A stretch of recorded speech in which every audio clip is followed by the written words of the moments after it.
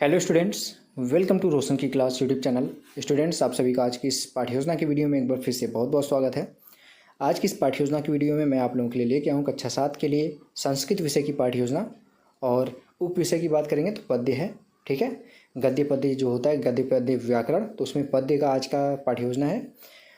तो complete video देखिएगा। अगर वीडियो अच्छी लगे आप लोगों को तो प्लीज़ इस वीडियो को लाइक कर दीजिएगा। और ऐसी वीडियो अगर आप लोग डेली बेसिस पे देखना चाहते हैं तो रोशन की क्लास यूट्यूब चैनल को सब्सक्राइब कर लीजिएगा। इसी वीडियो के नीचे सब्सक्राइब बटन, उस पर क्लिक करके सब्सक्राइब कर लीजिए, साथ ही साथ बेल आइकन दबा के रखिए। ठीक है, स्टार्ट करते हैं आज की वीडियो। सबसे पहले देखिए, जिस पेज से आप पाठ्य योजना बनाना स्टार्ट करेंगे उसके बीचों बीच पहले पेज पे इस तरीके से आपको पाठ्य योजना संख्या लिखनी है। नेक्स्ट आपको विद्यालय का नाम लिखना है, ठीक है। कक्षा 7वीं है, यहाँ पे दिनांक लिखना है, यानी कि डेट डालनी है, जिससे ये पता चलता है एग्जामिनर को जब फाइल चेक करता है तो कि किस डेट में आपने कौन सी पाठ्य योजना पढ़ाई है। कालांश लिखिएगा अपने अनुसार, जिस पीरियड में जाएंगे उसकी नंबरिंग करिएगा। पहले में गए तो पहला लिखिए, दूसरे में गए तो 2 लिखिए।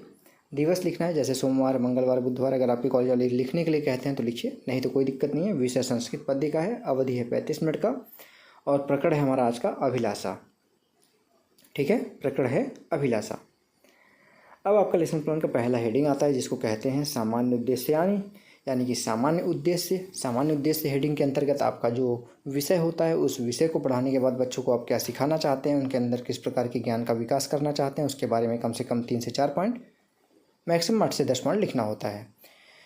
तो देखिए यहाँ पे पहला पॉइंट लिखा गया, छात्रेषु संस्कृत श्लोक प्रति रुचि प्रदानम। दूसरा पॉइंट है छात्रेषु संस्कृत पद्य प्रति रुचि प्रदानम। तीसरा पॉइंट है संस्कृत यहाँ पे काव्यस्य सामान्य परिचय प्रदानम। चौथा पॉइंट है छात्राणां नवीन शब्दानां ज्ञान प्रदानम। पांचवा पॉइंट है विभिन्न पद्य शैलीना परिचय प्रदानम। नेक्स्ट हेडिंग है आपका विशिष्ट उद्देश्य। विशिष्ट उद्देश्य हेडिंग के अंतर्गत आपका जो टॉपिक होता है, जो आपका प्रकरण होता है, उसको पढ़ाने के बाद बच्चों को आप क्या सिखाना चाहते हैं, उनके बारे में कम से कम 2 से 3 पॉइंट, मैक्सिमम 5 से 6 पॉइंट लिखना होता है। तो यहाँ पे देखिए लिखा गया है पहला पॉइंट, सर्वे छात्रा अभिलाषा विषय ज्ञास्यन्ति। दूसरा पॉइंट है छात्रा नवीन शब्दानां ज्ञान प्रदानम। तीसरा पॉइंट है श्लोकस्य महत्व ज्ञानस्य, ठीक है। अगला हेडिंग है यहाँ पे सामान्य सामग्री, सहायक सामग्री। सहायक सामग्री में देखिए लिखा गया है जिन भी सामग्रियों की आप सहायता लेंगे शिक्षण कार्य के लिए, उन सभी सामग्रियों को यहाँ पे आप लिख सकते हैं। तो यहाँ पे देखिए पहला पॉइंट लिखा गया है सुधाखंड, यानी कि चौक, झाड़नी, श्यामपट्ट, संकेतिका, ठीक है, आकुश्चन फलकम। नेक्स्ट हेडिंग है पूर्व ज्ञान। पूर्व ज्ञान देखिए लिखा गया सर्वे छात्रा श्लोक विषय सामान्यतः जानन्ति। अगली हेडिंग है यहाँ पे अब आपका आता है प्रस्तावना प्रश्न का हेडिंग। सबसे इंपॉर्टेंट हेडिंग कहा जाता है ये लेसन प्लान के लिए। तो प्रस्तावना प्रश्न बनाते समय कुछ बातों का ध्यान रखना होता है, जिस चीज़ को यहाँ पे मैं बता रहा हूँ देखिए ध्यान से सुनिएगा। पहले प्रश्न का जैसे आपने प्रश्न किया उसका उत्तर मिला, उससे दूसरा प्रश्न बनेगा, दूसरे प्रश्न का उत्तर मिला, उससे तीसरा प्रश्न बनेगा। इस तरीके से कम 3 प्रश्न पूछ के अपना प्रकरण निकलवा सकते हैं। ज़्यादा से ज़्यादा 5 से 6 प्रश्न पूछा जा सकता है अपना प्रकरण निकलवाने के लिए। तो यहाँ पे देखिए पहला प्रश्न पूछ रहे हैं, छात्रा पठनार्थम कुत्र गच्छन्ति। बच्चे यहाँ पे बताएंगे विद्यालय। दूसरा प्रश्न है विद्यालय के विषया पठन्ति। बच्चे बोलेंगे हिंदी, संस्कृतम, विज्ञानम। अगला क्वेश्चन है यहाँ पे संस्कृत विषय के भागा सन्ति। तो बच्चे बोलेंगे गद्य, पद्य, व्याकरण। फिर चौथा प्रश्न आएगा पद्य विषय भवन्ति की जानन्ति। बच्चे नहीं बता पाएंगे, संभावित उत्तर हो जाएगा, समस्यात्मक प्रश्न हो जाएगा। तुरंत आपको उद्देश्य कथन बोलना होता है। उद्देश्य कथन में देखिए यहाँ पे बोला गया है, उद्देश्य कथन का मतलब होता है कि आपको अब बच्चों को टॉपिक बताना है, जो टॉपिक उनको आप पढ़ाने वाले हैं। तो यहाँ पे देखिए लिखा गया है प्रयासः छात्रा अद्वयम् अभिलाषा पाठ्यस्य विषये विस्तृतेन अध्ययन करिष्यामः। नेक्स्ट हेडिंग अब आपका आता है प्रस्तुतिकरण। हेडिंग डालिए, बिंदु लिखिए, छात्राध्यापक कथनम, छात्र कथनम। सर्वे छात्रा पाठानाम उद्यायितुं निर्देश, यहाँ पे निर्देशयति। सर्वे छात्रा पाठ उद्घाटयितुं, ठीक है। अब यहाँ पे है अगली हेडिंग सस्वर वाचनम।